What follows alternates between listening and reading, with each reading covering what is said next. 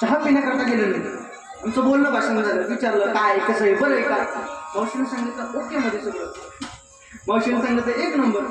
मग विचारावं लागतं महाराज कसं आहे काय, किती मुलं विचारावं लागतं. आणि आताच्या काळात म्हणायचं म्हटलं तर हे सगळं ज्याला विचारता येतं त्यालाच महाराज म्हणावं. त्यालाच महाराज म्हणावं. मग सगळं झालं आणि मावशी म्हटलं महाराज आता एक काम करा म्हटले काय, येईल तर 24 तारखेला माझ्या मुलाचं लग्न आहे, पत्रिका तुम्ही आमच्या मुलाच्या लग्नाला या. म्हटलं मावशी कार्यक्रम चालू आहे, भूत भरपूर प्रवास आहे, म्हटले कार्यक्रम आहे, धावपळ आहे, पळापळ आहे, यायला जमणार नाही.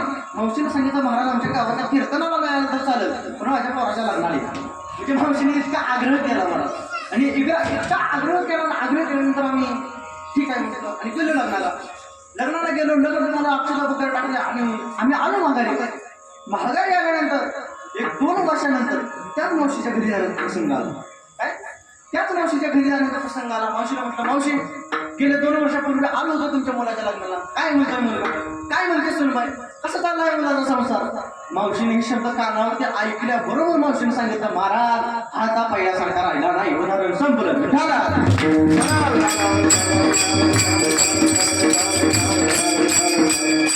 म्हणजे कळालं का, लग्न होण्या अगोदर आपण वेगळं आणि लग्न झाल्यानंतर आपण वेगळं. म्हणजे माळ घालण्या अगोदर आपण वेगळं, माळ घातल्यानंतर आपण वेगळं, मामांची कृपा होण्या अगोदर आपण वेगळं आणि मामांची कृपा झाल्यानंतर आपण वेगळं. तसं जगद्गुरु तुकोबारायांना संतांची गाठ पडल्या अगोदर तुकाराम महाराज वेगळे आणि संतांची गाठ पडल्यानंतरचे तुकाराम महाराज वेगळे. महाराजांनी उत्तर दिलं. महाराज म्हणतात तुका म्हणे चिंता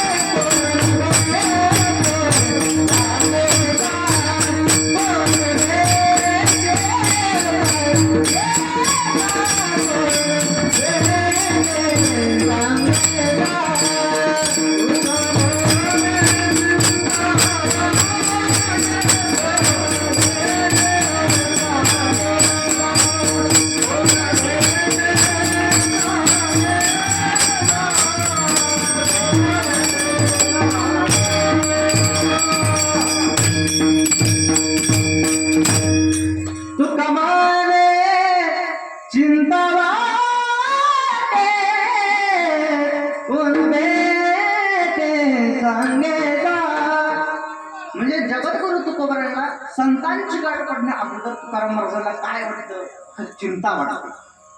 कशाची चिंता वाटते, त्याचं कारण काय तर चिंता याची वाटते की मला संतांची गाठ कधी पडते, संतांची गाठ कधी पडत. भगवंताचं नामस्मरण करणारे, अखंड भगवंताचं नामस्मरण करणारे संत मला मग नेमकं भेटतील तरी कधी, याची तुकाराम महाराजांना चिंता वाटते. कायमी उद्धार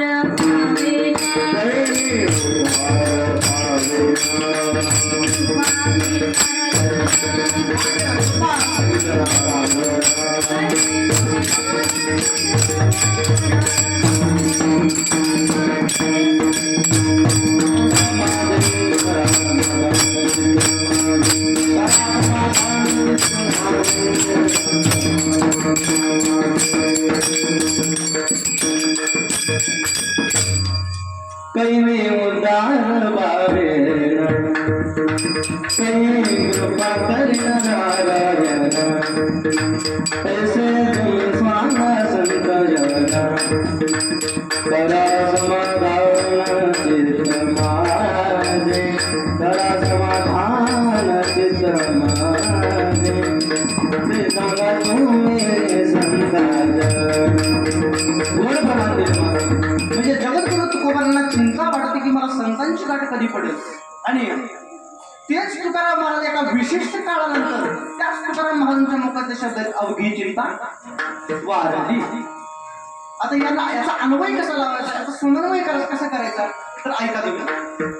जोपर्यंत तुकाराम महाराजांना संतांची गाठ पडत नाही तोपर्यंत तुकाराम महाराज म्हणतात तुका म्हणे चिंता वाटे, आणि एकदा का संतांची गाठ पडली की मग तुकाराम महाराजांच्या मुखात शब्द आहेत, अवघी चिंता बारडी विठ्ठला.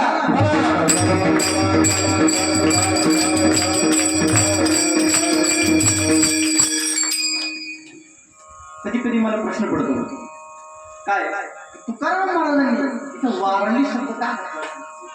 आता सुद्धा काहीतरी कारण असेल ना, नाहीतर महाराजांनी असं म्हणता येत नव्हतं का अवघी चिंता निघून गेली. बरं ते यमक सुद्धा तिथं जोडत होतं महाराज, अवघी चिंता निघून गेली म्हणजे उजळले भाग्य आता अवघी चिंता निघून गेली. यमक सुद्धा जोडत महाराजांनी तिथं का म्हटलं नाही? बरं मला सांगा, आता तुम्ही सगळी जुनी जाणकार मंडळी भजनी मंडळी, त्याच्यामुळे तुम्हाला सगळा अनुभव आहे. मला सांगा आता कीर्तनाची परिस्थिती काय आहे? आपल्याला माहित आहे महाराज कीर्तनाच्या प्रमाणाची परिस्थिती काय आहे. अहो कीर्तनात महाराज आपल्या फड परंपरेमध्ये एक सांगायचं म्हटलं तर फड परंपरेमध्ये वारकरी संप्रदायाच्या फड परंपरेमध्ये पाहायचं म्हटलं तर एक पद्धत आहे, संत वाङ्मयाशिवाय अन्य प्रमाणे टाळावं म्हणू नये ही पद्धत आहे. आणि आता तर परिस्थिती आपल्या सर्वांना माहित आहे काय चालू आहे कीर्तनाची. आता शंका वाटू लागते आपण कीर्तनच ऐकतोय का नाही, त्याची शंका वाटू लागते मला. आता आपणच म्हणतो टाळ मृदंग श्रुती टाळ, अहो ब्रह्मरस सुद्धा याच्याशिवाय निर्माण होऊ शकत नाही, ब्रह्मरस सुद्धा याच्याशिवाय निर्माण होऊ शकत नाही. आपणच म्हणतो टाळ मृदंग. आता या क्षेत्रातल्या एखाद्या व्यक्तीला जर विचारलं आपण तुमचं दैवत काय, तर महाराजांना जर विचारलं तुमचं दैवत काय, तो म्हणतो समोर असलेला मृदंगच आमचं दैवत आहे. म्हणजे आपली असणारी आपल्या साधनावर असलेली निष्ठा ती आपल्याला साध्यपणे घेऊन जाते विठ्ठला.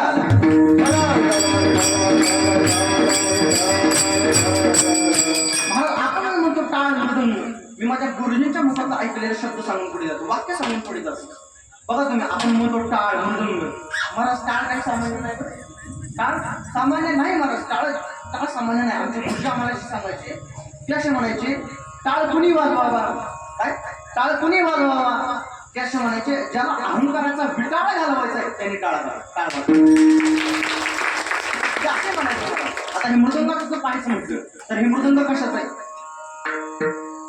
लाकडाचं, म्हणजे मेलेली वस्तू आहे, मृत वस्तू आहे. परंतु ते मेलेली वस्तू आहे परंतु ती मृत असून सुद्धा त्या भगवंताच्या नामामध्ये दंग आहे म्हणून तो मृदंग आहे, म्हणून तो मृदंग आहे. आणि त्या मृदंगाला वाजवून आपल्या सर्वांना दंग करण्याचं काम आपले माऊली महाराज करतात, त्यांच्याकरता जोरदार टाळ्या. मला सांगायचं काय, संत प्रमाणाला साथ कशाची असावी तर ती फक्त संत प्रमाणांची असावी. पक्वादनाला टाळाला साथ कशाची असावी ती संत प्रमाणांची असावी विठ्ठला.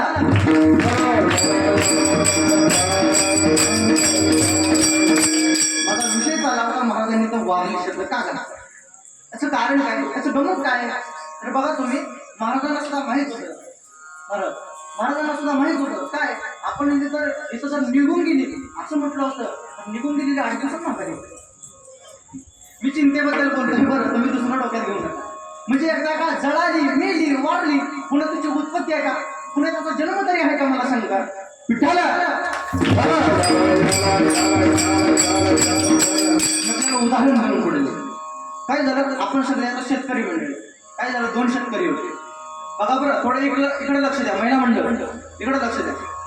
काय झालं 2 शेतकरी होते, दोघंही बाजारामध्ये गेले आणि 1-1 किलो शेंगदाणे आणले. दोघांनी 1-1 किलो शेंगदाणे आणले, दोघांनी एकच दिवशी शेतामध्ये पेरले. आणि शेतामध्ये पेरल्यानंतर एकाचं उगवून आले आणि याचं उगवून झालं ना, एकाचं उगवून आलं आणि एकाचं उगवून झालं नाही. ज्याचं उगवून आलं नव्हतं ते उगवून आलेल्याकडे काय म्हणाला का नाही, आपण लोक 1 दिवशी बाजारामध्ये गेले, 1 दिवशी शेंगदाणे आणले, 1 दिवशी शेतामध्ये पेरले, तुझं उगवून आलं माझं उगवूनच आलं नाही. त्याचं कारण काय, ज्याचं उगवून आलं होतं ना तो म्हणाला अरे वेड्या शेंगदाणे उगवून येण्याकरता पेरावे लागतात, तू नक्की पेरले होते का. ज्याचं उगवून आलं नव्हतं काय म्हणाला माहिती, तो म्हणाला अरे वेड्या तू कच्ची पेरली असतील, मी भाजून पेरले. आता मला सांगा भाजून पेरायला कुठं उगव होतं का, म्हणजे एकदा का जळाली मेली वाढली पुन्हा त्याची उत्पत्ती आहे का, पुन्हा त्याचा जन्म तरी आहे का. आपण यालाच वेदांताच्या भाषेत यालाच आपण जीवनमुक्तीची अवस्था म्हणतो विठ्ठला.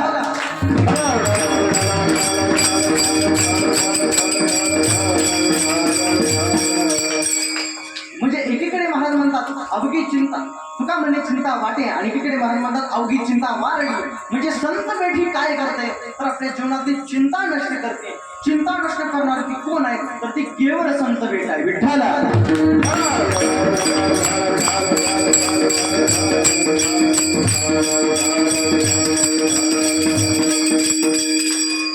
म्हणजे एकीकडे महाराज म्हणतात, एकीकडे तुकाराम महाराजांना संतांची गाठ पडणे अगोदरचं तुकाराम महाराजांचे जीवन तुका म्हणे चिंता वाटते, आणि एकीकडे तुकाराम महाराजांना संतांची गाठ पडल्यानंतरचं तुकाराम महाराजांचं जीवन अवघी चिंता वाटते. आपल्याला आणखी एक प्रमाण देऊन पुढे गेले. सगळ्यात सोपं प्रमाण आहे. महाराज म्हणतात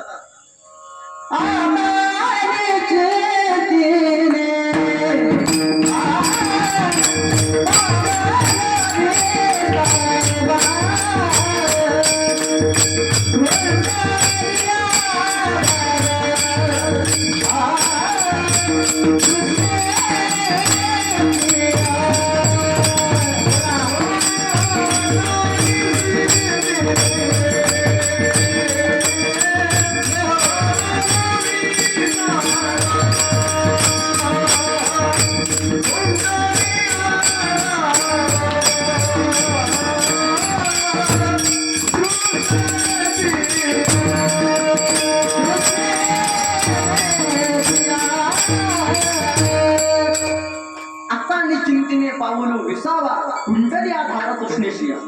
तृष्णा शब्दाचा अर्थ आहे इच्छा, धावा शब्दाचा अर्थ आहे पळापळ, आणि खुंटणा शब्दाचा अर्थ आहे थांबणं.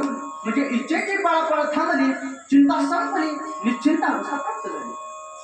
आपल्याला आणखी सोपं बोलायचं म्हटलं तर महाराज काय म्हणतात, इच्छा शिल्लक राहिली नाही, चिंता वाटायचा प्रश्नच काय मला सांग. कारण चिंतेची निर्मिती कुठे तर इच्छेत आहे.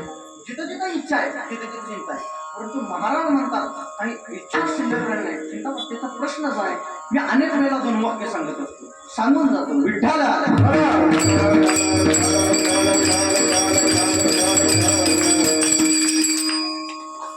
बघा तुम्ही, मी अनेक वेळेला वाक्य सांगत असतो की प्रपंचातली वस्तू मिळाली, बघा तुम्ही इकडे लक्ष द्या, प्रपंचातली वस्तू मिळाली की इच्छा वाढायला लागते, आणि परमार्थातली वस्तू मिळाली की इच्छा संपते. बघा बरं, प्रपंचातली वस्तू मिळाली की इच्छा वाढायला लागते. आपल्याला उदाहरण देऊन पुढे जाऊ. काय झालं, आपल्या गावामध्ये सत्ता असतो, सत्ता असतं.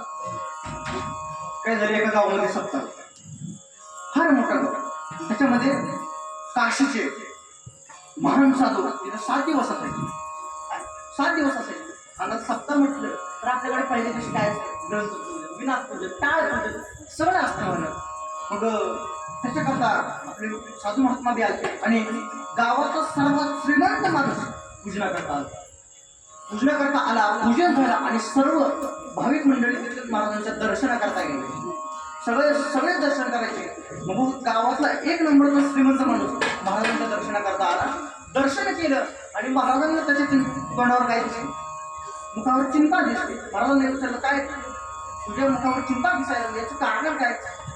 त्या गावाचा 1 नंबर श्रीमंत माणूस बरं, त्यांना सांगितलं महाराज माझ्याकडे पैसे काय, माझ्याकडे पैसेच नाही. म्हणजे महाराजांनी ओळखलं की कुठल्या लेवलचे गिरायक आहे. महाराज लोकांना असे गिरायक ओळखावे लागतात महाराज.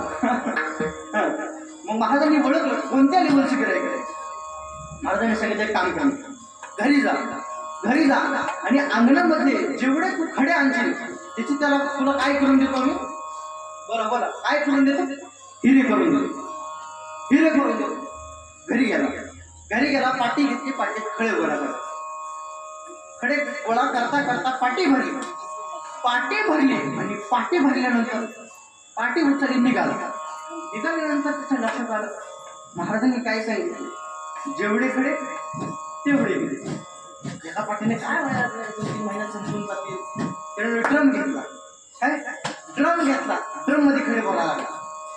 खडे भरता ड्रमही भरला, उचलून निघाला. तेवढं त्याच्या लक्षात आलं ड्रम काय व्हायचंय म्हटलं, 2-4 वर्षात संपून जातील.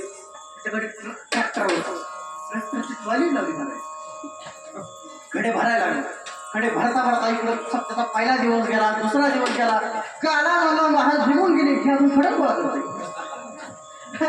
ही खडक गोळा करते म्हणजे इच्छा संपली का? म्हणजे प्रपंचातली वस्तू मिळाली की इच्छा वाढायला लागते. आणि परमार्थ मात्र असा आहे की परमार्थातली वस्तू मिळाली की इच्छा संपते.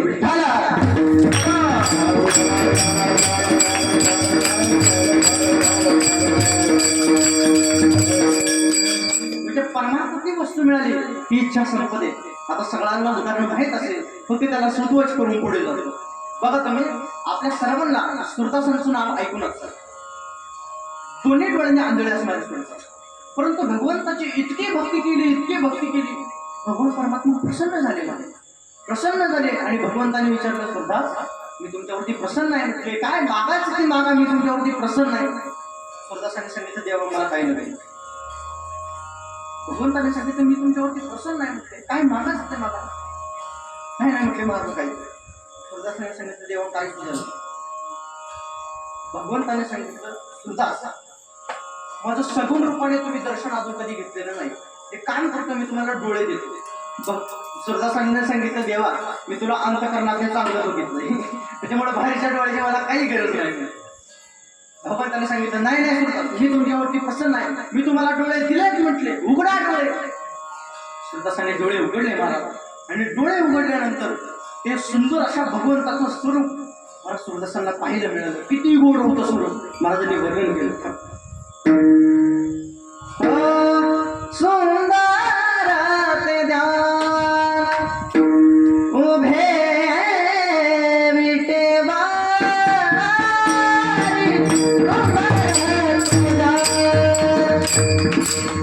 सुंदर ते ध्यान उभे विटेवारी,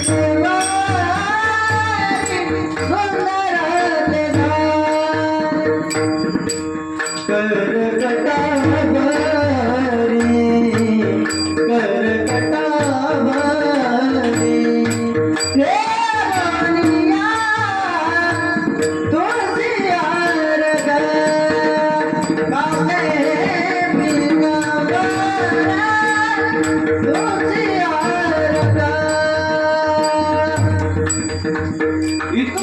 भगवंताचं स्वरूप महाराज या ठिकाणी वर्णन करतात. रूपाचा